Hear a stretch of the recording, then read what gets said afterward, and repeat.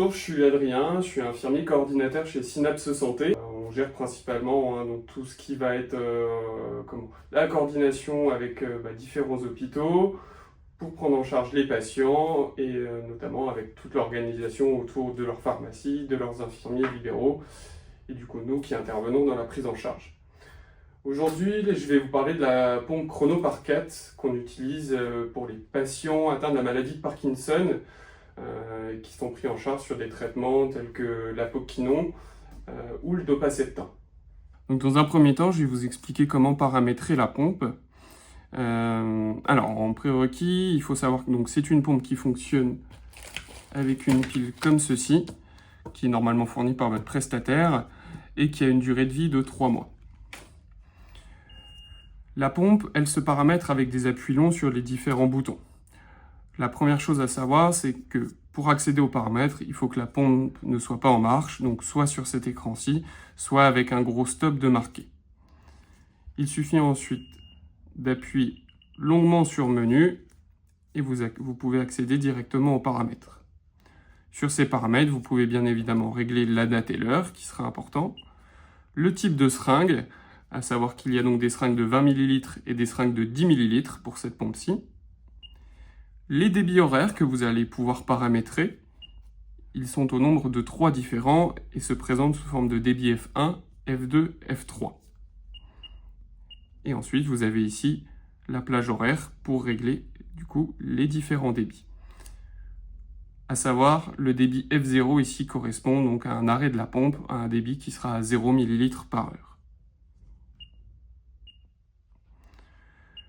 Vous pouvez paramétrer la dose bolus avec un volume, toujours en millilitres par heure, et évidemment la période réfractaire qui s'appelle ici intervalle entre bolus.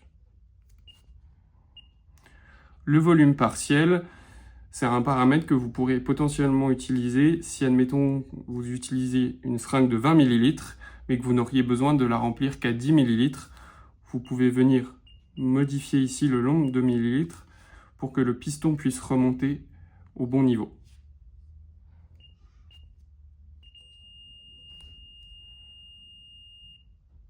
C'est bien évidemment un petit peu long. On va passer maintenant au remplissage de la seringue, comme si vous alliez tout simplement poser la pompe à votre patient. J'ai pas d'apoquinon avec moi aujourd'hui, donc pour ça on va utiliser simplement du NaCl, mais ça ne changera rien sur la manipulation. Donc comme je vous le disais, vous avez des seringues et de 10 ml et de 20 ml. En l'occurrence là on est sur une 20 ml. Tout bêtement, on vient récupérer son produit. Donc vous avez rempli votre seringue avec votre produit. Bien évidemment, on fait en sorte qu'il n'y ait pas de bulle d'air. Pour venir l'adapter sur la pompe, tout simplement, vous venez dévisser le piston et vous venez ici faire un quart de tour. À partir de là, vous pouvez aller venir connecter votre tubulure.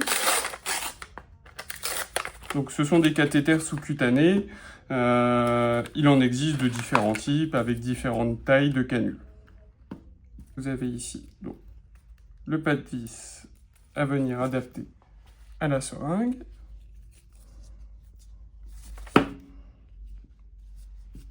Et maintenant, comme tout cathéter, il faut venir purger la tubulure. Pour ce faire, un appui long sur le bouton Stop Start. Ici, vous avez deux possibilités. Soit démarrer, et à ce moment-là, ça démarrera tout simplement l'administration du produit, soit amorcer, ce qui va avoir pour effet de venir purger tout simplement la ligne de tubulure. N'hésitez pas à répéter l'opération tant que la tubulure n'est pas purgée. Là, je ne sais pas si on le voit à la vidéo, on a une petite goutte de produit, donc toute la tubulure est purgée. À partir de maintenant, vous pouvez tout simplement venir poser le cathé sur votre patient, venir vous brancher, et à partir de là, vous pouvez démarrer l'administration. Quand votre pompe est en marche, pour certains patients, vous avez la possibilité de réaliser un bolus. Tout simplement, il suffit d'appuyer sur la petite goutte ici, un maintien appuyé, vous pouvez relâcher et votre bolus va passer en fonction de la dose qui a été prescrite et paramétrée dans la pompe. Maintenant, nous sommes en fin de perfusion. Il faut tout simplement arrêter l'administration avec un appui long sur le bouton Stop Start. Une première validation sur le bouton Stop. Vous pouvez désadapter votre système et bien penser à refaire un retour du piston. Et pour ce faire, il suffit d'aller dans le menu. Vous l'avez ici présent. Retour poussoir. Vous validez oui. Le piston va rentrer et vous êtes prêt pour débuter une nouvelle perfusion. Enfin, dernière petite précision, pour l'apoquinon, donc ça existe en ampoule, mais ça existe également sous forme de flacons et de cartouches pré-remplies.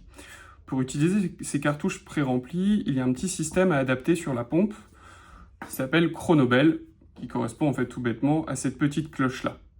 Pour l'utiliser, il faudra simplement venir y adapter ce petit système rouge, visser les deux vis, y insérer votre cartouche, et au-dessus de la cartouche, venir tout bêtement mettre ce système-là, un quart de tour, et le tour est joué.